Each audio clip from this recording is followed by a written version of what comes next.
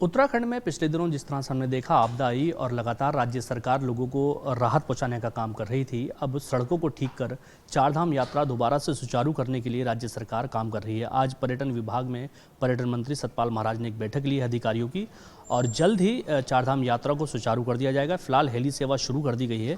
इस पूरे विषय पर बात करने के लिए हमारे साथ उत्तराखंड के पर्यटन मंत्री तथा पीडब्ल्यूडी मंत्री सतपाल महाराज हैं। जानेंगे उनसे। महाराज, आज क्या बैठक हुई और अधिकारियों को क्या दिशा निर्देश आपने दिए हैं? आज ये बड़ी महत्वपूर्ण बैठक थी जिसके अंदर हमने कुछ संशोधन प्रस्ताव पारित किए हैं।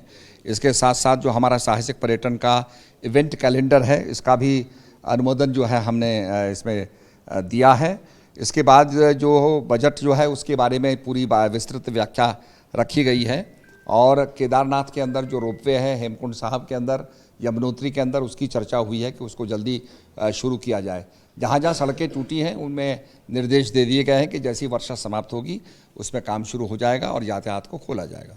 महाराज, चारधाम यात्रा को लेकर के सीएम भी लगातार वहाँ दौरे कर रहे हैं। क्या लगता है चारधाम यात्रा में आने के लिए जो यात्री आना चाहते हैं उनके लिए अभी कैसी स्थिति है और जो सड़कें हैं कब तक आप सुचारू कर देंगे? क्योंकि चारधाम यात्रा सड़कें टूटने की वजह से प्रभावित हुई है ज़्यादातर।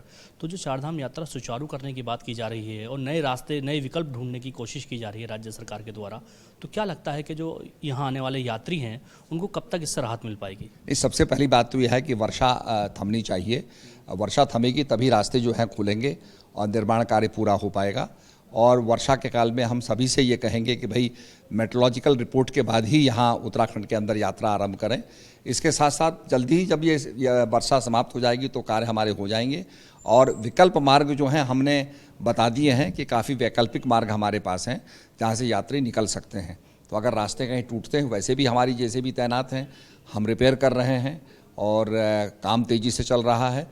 परंतु फिर भी अगर रास्ते बंद होते हैं तो वैकल्पिक मार्ग हमारे खुले हुए हैं, वहाँ से निकल सकते हैं लोग। महाराज, मौसम विभाग लगातार चेतावनी जारी कर रहा है, तो जो यात्री आ रहे हैं उनसे आप लोग किसी तरह से संपर्क करने का कोशिश कर रहे हैं कि ताकि यात्रा थोड़ी डिले करें, जिस तरह से मौसम विभाग? डिले ऐसा है कि हम ये कह रहे हैं कि मेट्रोलॉजिकल रिपोर्ट को जानकारी प्राप्त करके ही यात्रा को शुरू करें।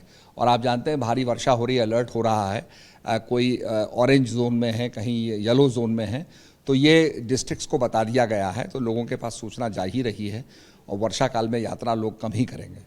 हमारे साथ सतपाल महाराज थे जिन्होंने बताया कि वैकल्पिक मार्ग हमारे पास मौजूद है। साथ ही लगातार कोशिश की जा रही है कि जिस तरह से यात्रा चल रही है उसे सुचारू किया जाए। राज्य सरकार इसको लेकर के लगातार काम कर रही है। Danish Khan, ABP live, Dehradun.